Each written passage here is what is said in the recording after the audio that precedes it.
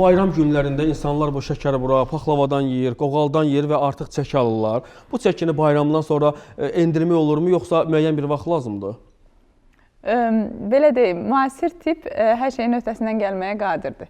Yəni biz məsləhət görmürük ki, əgər bir insan nəfsi çəkirsə, məsələn, qürbətdə olan Azərbaycanlılar bunu bilər. İndi sizdə hər yerdə Azərbaycanda bu şirniyyatları tapmaq mümkündürsə, bizim üçün biraz çətindir. Ona görə yəni əksinə axtarırıq hər yerdə. Amma biz kiməsə desək ki, yox, bu şirniyyatları yemək olmaz. Yəni həqiqətən də çox dadlıdır. Yəni bunu qürbətdə olanlar təsdiqləyə bilər ki, digər şirniyyatlara nisbətən bizim bu Novruz şirniyyatlarımız çox dadlıdır.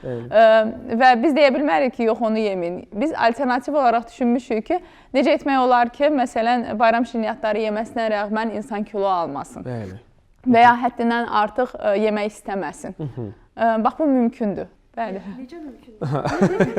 Bizdə də belə deyim, hər şey maddələr mübadiləsindən asılıdır. Yəni, siz nə düşünürsünüz? Mən yemirəmi və ya başqa kolleqalarım, başqa həkim kolleqalarım yemirmiş şirniyyatlardan yeyirik. Yəni, doyana qədər yeyirik. Amma maddələr mübadiləsini normallaşdırmaq olar ki, ondan sonra öz şəklində qalırsan və bədən yəni normal maddələr mübadiləsi ilə bu şirniyyatların öhdəsindən gələ bilir. Çünki yəni bizim əcdadlarımız da illərlə, yəni əsrlərlə, hətta deyim də qədim bir adətdir bu Novruz, istər Novruz olsun, istər digər bayramlarımız. Əcdadlarımız da qəbul edib, lakin həmin dövrdə sağlam qalıb. Amma elə şəxslər var ki, nə qədər yesələr də onlar çəki almırlar. Belə şəxslər də var. Bəli, onların orqanizmində. Məsələn, baxın, Ülkər xanım. Naturası bəlkə də elədir. Bu sırf yəni sağlamlıqla əlaqəli bir şeydir. Dediyim kimi, sağlam maddələr mübadiləsində nə qədər yesən də bizdə sağlam maddələr mübadiləsi gedir. Amma onu normallaşdırmaq mümkündür. Yəni, xüsusi kurslar var bunun üçün. Məsələn, birini qeyd eləyə bilərəm. 21 gün ərzində heç bir aclıq hiss eləmədən sadəcə bədəni yetəri qədər vitamin və minerallarla təmin etməklə artıq o iyiləşir, belə deyək. Bəli, 10-12 kilo itirirsiniz. Lakin onunla yanaşı həm də məsələn bilirsiniz ki, artıq çəki, sizin artıq çəki dediyinizə biz metabolik sindrom deyirik. Bu öz bərabərində digər xəstəlikləri də gətirir. Məsələn, biz artıq 20-30'lu yaşlarda yüksək arterial təzyiq, şəkərli diabet, ikinci tip adətən olur. Yəni, sırf yeməyə bağlı, sırf əlavə piyə bağlı. Ondan sonra CD turşusunun artması olur, başlayır oynaqlar zədələnməyə və s. və ilaxır. Yəni, bu maddənin mübadiləsindən sonra o xəstəliklərin də riski azalır. Arıqlamaq üçün pəhriz saxlamaq düzgündürmü? Daha doğrusu doğrudurmu? Tək pəhrizlə arıqlamaq doğru deyil. Çünki insanlar düşünür ki, pəhriz saxladıqdan sonra o əlavə piylərdən, əlavə kilolardan xilas olurlar. Əksinə, əgər yetəri qədər vitamin, minerallar, üzərində də proteinlər qəbul etməzlərsə, bu protein deyəndə mən sizin yəni, tanıdığınız, bugün də çox məşhur olan proteinləri nəzərdə tutmuram. Onlar əksinə bədən üçün çox ziyanlıdır. Börəklərin yəni sıradan çıxmasına gətirib çıxara bilir. Söhbət təbii proteinlərdən gedir. Yəni bununla təmin etmədən pəhriz saxlayan insan əksinə əzələ kütləsini itirir. Və bu daha da çox ağırlaşmalara və sağlamlıq problemlərinə gətirib çıxarır ki, hətta bəzən qarşısını ala bilmirik. Ümumi olaraq insanlar arıqlamaqdan ötərə hansı səhvləri yol verirlər ki, arıqlamaq istəyirlər, amma bu səhvləri yol verirlər, arıqlaya bilmirlər. Artıq yəni çəkidən azad ola bilmirlər. Bilirsiniz, artıq elə bir dövrdə yaşayırıq ki, insanlar yəni başqalarına baxıb onlardan özlərinə nümunə götürürlər və onlara sağlam arıqlamaq yox, daha tez nəticə almaq lazımdır. Daha çox əməliyyata, istər mədə kiçiltmə, istər bədən şəkilləndirmə əməliyyatına üst tutur. Amma bu, baxın, əlavə kilolar icebergin görünən hissəsidir. Dərində yatan heç kəsi maraqlandırmır və kimsə də maariflənmək istəmir.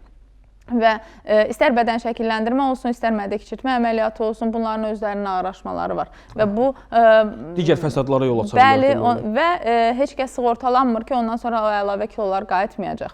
Ondan əlavə mədə kiçiltmə, məsələn, biz universitetdə oxuduğumuz dövrlərdə bu müəyyən xəstəliklərdə həyata keçirilirdi və ondan sonraki həzm problemləri və s. və ilaxır. Hal-hazırda bunu arıqlamaq üçün əksərən də qadınların yəni özlərində tətbiq etməsi daha çox maariflənmək lazımdır və sağlam şəkildə də sürətlə arıqlamaq mümkündür. Bəs insanlar var, bəzən vurğulayırlar ki, mən gün ərzində yetərə qədər su içim, arıqlama, o çəkini atım. Düzgündür bu? Ümumiyyətlə su istər dünyamızda, istər bədənimizdə də çox önəmli faktordur.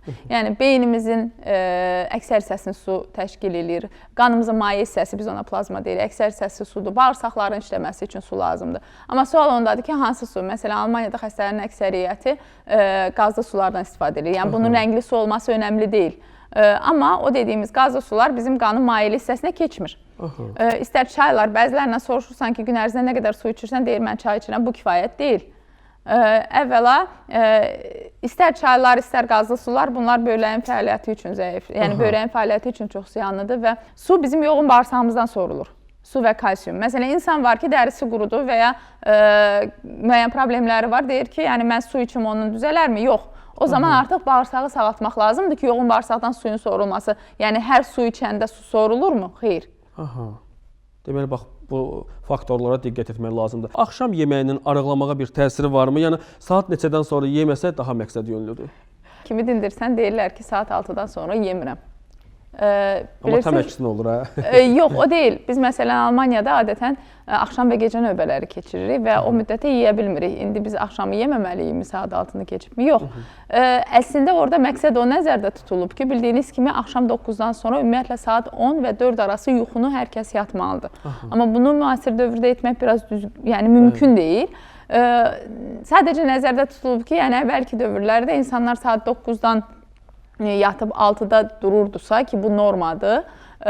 Bu zaman yəni 7-də artıq 2 saat öncədən yeməyə icazə verilmirdi. Niyə görə? Səhərlər saat 12-yə qədər bizim bədəndə parçalanma prosesləri çox sürətli gedir. Ona görə də səhər yeməyini yeyən insanlarda kökəlməni görməzsiniz. Amma baxın, əksər 6-dan sonra yemək istəməyən xanımlar səhər heç bir səhər yeməyi yemirlər. Yəni artıq çəki alırlar artıq. Bəli, artıq burada bir paradoks yaranır.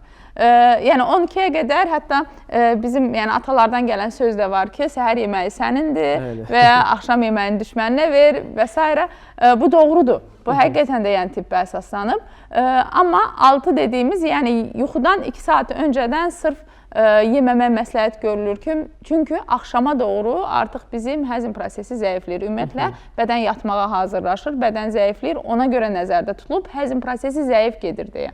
Ülkər xanım, bəzən insanlar bu yeməyi bir kənara qoyurlar və gecə vaxtı meyvə yemək istəyirlər ki, o düzgündür, meyvə insanı arıqladır, yoxsa o çəkini alır? Meyvə arıqlatmır, meyvə olduğu kimi bədəndən xaric olunur. Yəni, lifli olduğu üçün sadəcə bağırsağı nə çəki vermir, nə çəki almır. Bəli, amma müasir dövrdəki meyvələr, yəni sizin marketlərdən və hətta bazarlardan aldığınız meyvələr, onlar əvvəlki illərin meyvələri ilə eyni deyil. Yəni, əgər kimsə vitamin qəbul etmək istəyirsə, o üzdən meyvə yeyirsə, artıq tədqiqatlar aparılıb ki, məsələn, 80-ci illərin meyvələrinin tərkibi ilə hazırki meyvələrin tərkibi eyni deyil.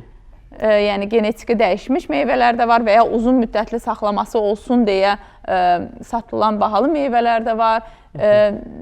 Belə deyim, biz maddələr mübadiləsi kursu edərkən axşam icazə veririk ki, bir meyvə yeyilsin. Yəni, bir almaya icazə var. Amma o meyvə kökəltməz. Amma xeyir də verərmi? Sual ondadır. Yəni, keyfiyyətinə asılıdır. Bir də bəzən insanlar bu artıq çəkini atmağa görə idmana üst tuturlar. İdman çəkini atmaq olar idmana getməklə, yoxsa pəhriz saxlamaq yenə mütləqdir? Baxın, biz maddələr mübadiləsi kursu edərkən əksinə idmana icazə vermirik. Çünki o zaman insan 500 kalori yeyir və digərlərini vitamin və minerallardan əldə edir. Amma bu 500 kalori ilə o idmanla daha da zəifləyə bilər bədən. Ona görə tək idmanla arıqlamaq biraz məntiqsizdir. Fikir versəniz, idman zamanı proteinlər və s. və laxırda qəbul edirlər, o daha da vəziyyəti ağırlaşdırır. Məsələn, cavan pasientlərdə görürük ki, adətən kişilərimizdə kreatinin, yəni böyrəyin çox önəmli filtrasiya faktoru yüksəkdir. Niyə? Çünki bu proteini böyrək süzə bilmir. Və hətta mən bu haqda bir dəfə də danışmışam, qəbul etdiyimiz protein bəlkə enə zolaqlı, yəni əlimizdəki, ayağımızdakı əzələləri böyüdər. Amma ürək əzələsinə çox ziyandır. Çünki ürək əzələsi biraz fərqli əzələdir. Deməli, baxın, bir tərəfə xeyri varsa, bir tərəfə ziyanı var. Bəli, ona görə də qəfil ürək ölümlərini çox eşidirik. Cavan insanlarda 30-40 yaşında sırf fitnesslə və ya idmanla məşğul olur, amma yanaşı da ona məsləhət görür ki, bəzən də insanlar, rast gələrsiniz, gecə düşürlər 2 kilometr, 5 kilometr yol gəzək, arıqlayarıq, o çəkini atarıq, belə deyək. Sağlamlıqdır, çünki insan bədəni hərəkətə uyğunlaşıb. Amma müasir dövrümüz daha çox oturaq həyat tərzi. Bu bizim xislətimizə ziddir, belə deyim. Yəni mən bunun əleyhinə deyiləm, əksinə ürək xəstələrimizə biz məsləhət görürük ki, həftədə 2-3 dəfə 15 dəqiqədən başlayaraq getdikcə artırmaq, yəni birdən-birə kilometrə artırıb gəzmək o da doğru deyil. Çünki bədən yorulur, amma öyrəşərək, yəni bunu davam etdirmək əksinə xeyirdir. Mənə maraqlıdır Ülkər xanım özü pəhriz saxlayır, yoxsa elə... Yox.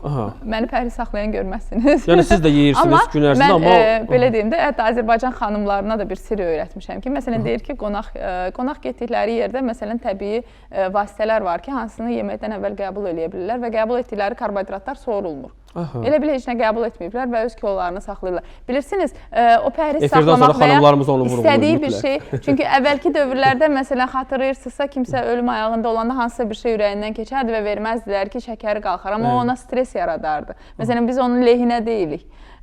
Mənim istədiyim və müasir tibbin istədiyi insana yetəri qədər stres faktorumuz var. Bir də yeməyi özünüzə, belə deyim, icazə verməsəniz, bu əksinə bədənin daha da turşulaşmasına gətirib çıxarır, daha da stres yaradacaq. Ondansa alternativ bir şey təklif etmək olar ki, hansı ki, əlavə kilo yaratmayacaq və ya dediyim kimi, maddələr mübadiləsini normallaşdırandan sonra istədiyi qədər yeyə bilər və normal insan onsuz da çox yeyən deyil.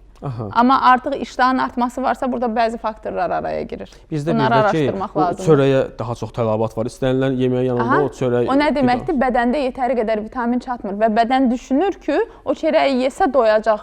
Amma onsuz da o vitaminləri yerinə otuzdura bilmir. O çörəyin tərkibində karbohidratdan başqa bir şey yoxdur. Amma çörək yeyəndə deyirlər, doydum, belə deyək. Kəndir çörəyi dünyanın heç bir yerində elə bir çörək yoxdur. Yəni, onun dadına doymaq olmaz.